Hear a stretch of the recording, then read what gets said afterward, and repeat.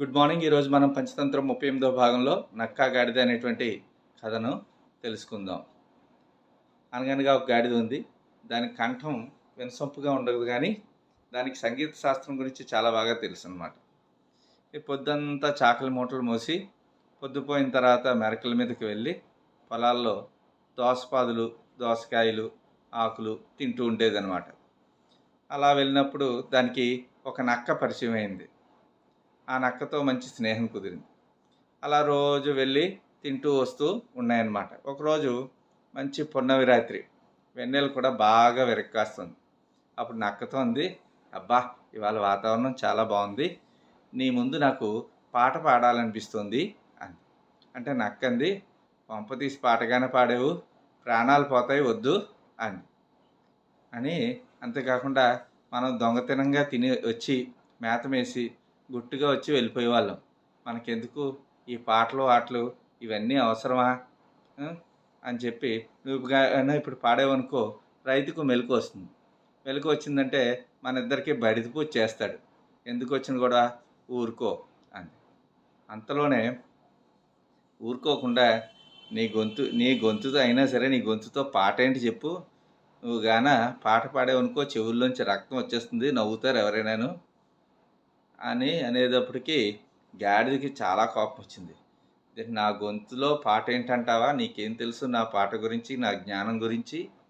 నువ్వు అడవి జంతువువి, ఒట్టి అడవి జంతువువి, ఎంతసేపు తిండి తప్ప కనీసం ఒక పాట మాట ఆట ఇలాంటివి ఏమీ లేవు, చీచి అని చెప్పి నక్కని అసహించుకుంది. అని అంటే వెంటనే నక్కంది, అబ్బా నీకు సంగీతం అంత బాగా తెలుసా అంది. అంటే గాడిదంది, నాకెందుకు తెలీదు అని చెప్పి సప్తస్వరాలు సరిగమ పదని పాడింది. తాళాలు, వాటి మధ్యన ఉండే భేదాలు అంటే తేడాలు, రకరకాల రాగాలు, గమకాలు, వీటిలన్నిటి గురించి పెద్ద ఉపన్యాసం ఇచ్చింది. ఇప్పుడు చెప్పు నా గురించి, నా పాట వింటావా వినవా అంది.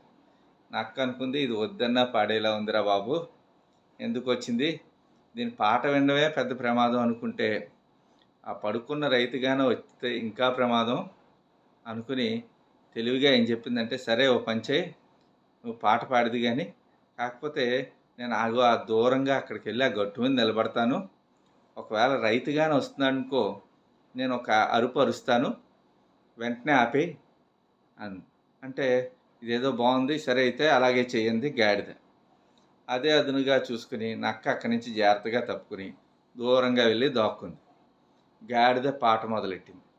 పెద్దగా ఓండ్ర పెట్టింది. గాడిద అరుపుని ఓండ్ర పెట్టడం అంటాం కదా, ఎంతకీ ఆపట్లేదు. దాంతో రైతుకు మెలకు వచ్చింది. వచ్చి బంగారం లాంటి నిద్రను చెడగొట్టింది గాడిద. దీనికి ఎలాగైనా సరే బుద్ధి చెప్పాలని ఒక పెద్ద దుడ్డుకర్రను తెచ్చి అక్కడ పడుకుని చక్కగా వెన్నెల్లో పాట పాడుతున్నటువంటి గాడిదని చెదగొట్టేశాడు.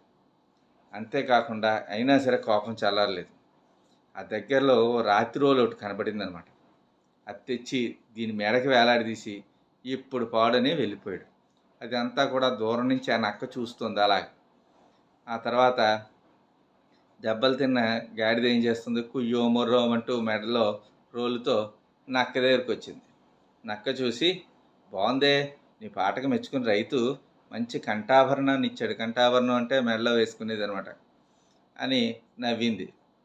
అంతేకాకుండా ఇలా పాడొద్దు అని చెప్తే విన్నావా, పాడతా అన్నావు, ఏమైంది చూడు ఇప్పుడు పాడావు, నీకు తగిన శాస్తి జరిగిందా అని ఎగతాళి చేసి నవ్వుకుంటూ అక్కడి నుంచి వెళ్ళిపోయింది నక్క. గాడిద మంచిదే, కానీ బుద్ధిమంతులు కూడా అప్పుడప్పుడు పప్పులో కాలేస్తుంటారు. కాకపోతే బుద్ధిమంతులు అహంకారానికి పోయి మిత్రుల మాట పడచెవిన పెట్టకూడదు అనమాట. పెడితే ఈ గాడిదలాగే ప్రమాదాన్ని కొని తెచ్చుకుంటారనమాట. అందుకని ఏదైనా నిర్ణయాన్ని ఆలోచించి తీసుకోవాలి. థ్యాంక్ యూ అనండి ఆల్.